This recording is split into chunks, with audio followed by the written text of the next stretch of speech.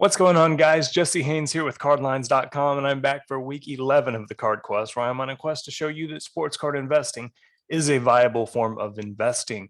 Every week, I'm going to be spending about $100 on sports cards and reporting back to you three things: what I bought, why I bought it, and how much it's worth. Then, using that data, we'll be able to determine my progress and track the total value of my collection throughout the duration of the project. Hopefully, in the end, we'll have returns that can beat the stock market, cryptocurrency, or any other asset that you're going to put your money in. So, with that said, let's get into this week. I'm super excited. I'm a big basketball guy, and the NBA season is almost upon us. That means that all the cards that I've been buying during the offseason are about to hopefully start rising some in value. And it also means that it's a great buying opportunity right before we get going. We can see preseason, we can kind of overreact to preseason. You see that happen quite a bit, but hopefully my reactions are sound. I'm using some good logic here and buying some good cards that are going to be worth more once the season gets underway. This week, I bought three different cards. They all came from one seller and they all are coming together, which ended up netting me free shipping because of the nice combined shipping deal this guy had for spending over $100. The player in question, once again, is none other than Nickeil Alexander-Walker. You might be tired of hearing me talk about Nah at this point, but I do think that there's a merit to the things I've been saying.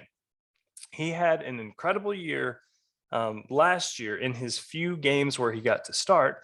And now that they have cleared out everybody who was ahead of him in the pecking order, including Lonzo Ball, Nickeil Alexander-Walker could end up being the ultimate scoring complement to go with Zion Williamson. If Zion's happy, the Pelicans are going to be happy. And Zion seems to like Nah. I think they're going to play well together. And I'm hoping that Nah's time on the floor, especially at the beginning of the year, if Zion is to miss with this foot injury that we're hearing reports about, Nah's time on the floor could be special and his value could take a significant rise.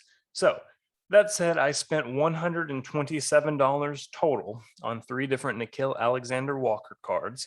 And I bought all three of them for two reasons. For one, they were all misspelled. His name was spelled different in the listings.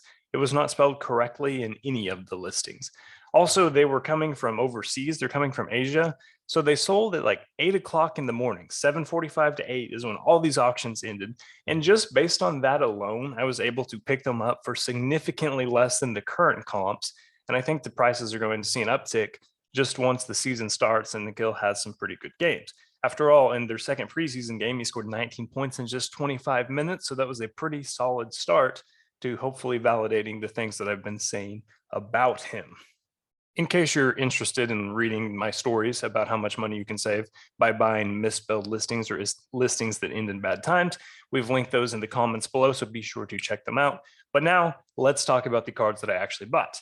The first one was a Nickeil Alexander-Walker Optic Red Mojo rookie, numbered to 88. The listing spelled his name nickel, like 5 cents in American dollar.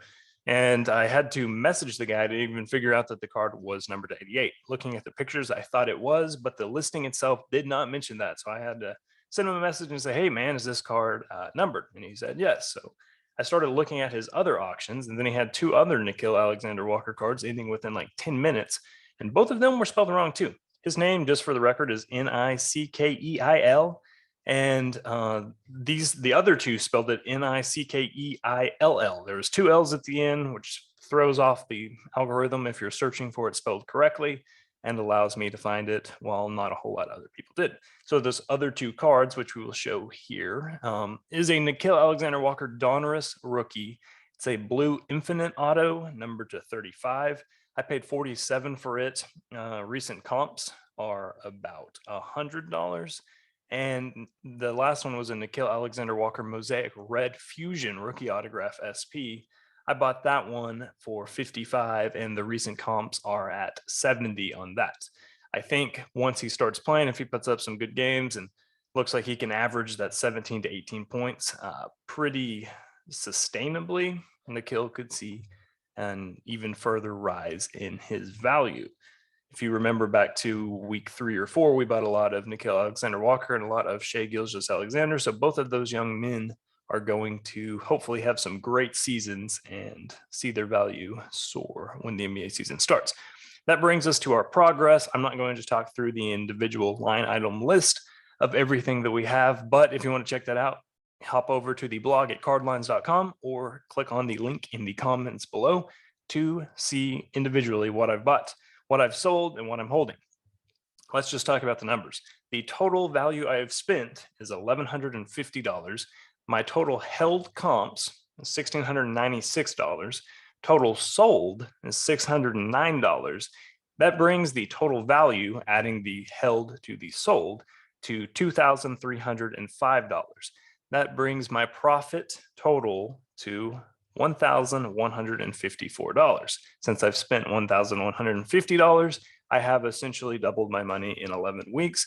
We've been at that 2-time multiplier mark for the last couple episodes now. That's not really changing, and neither is my process. I'm buying cards that are terribly listed. I'm buying cards that are poorly listed that I think I can flip for even more money down the road, and hopefully going to see some increase in value just throughout the NFL season as it continues to get underway, and of course throughout the NBA season once we finally tip off next week. Looking forward to all that, seeing how the games unfold, and hopefully just watching some quality basketball. That's all I've got for today. Who am I buying next week? Hope you tune in to find out. Really encourage you guys to participate as well. Don't care if you're spending $10 a week or $1,000 a week. Buy your cards. Let us know what you're buying. See how you do. And let's show sports card investing has a place in the investing world. Thanks.